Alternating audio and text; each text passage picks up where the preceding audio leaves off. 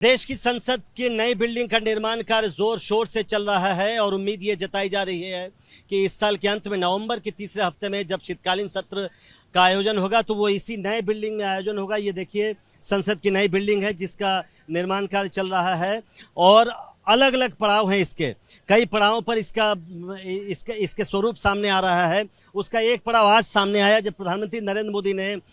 संसद भवन, जो नई संसद भवन है उसका जो केंद्रीय कक्ष है, सेंट्रल हॉल है, उसके ऊपर अशोक स्तंभ का अनावरण किया। अशोक स्तंभ आप देख सकते हैं, ये कांसे का अशोक स्तंभ बनाया गया है और पुरानी बिल्डिंग में जिस तरह से सेंट्रल हॉल होता था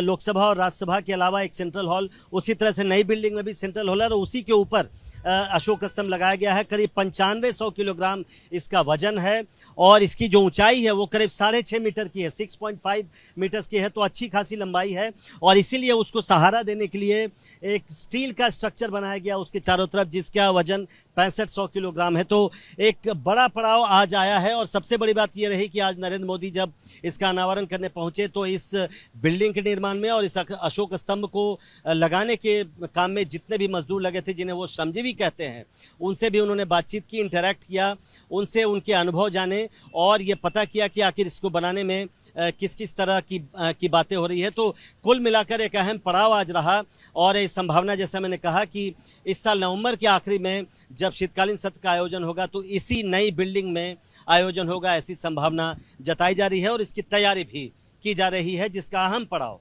आज यह अशोक स्तंभ का अनावरण था। कैमरामैन मनोज कुमार के साथ प्रशांत, एबीपी न्यूज़, दिल्ली।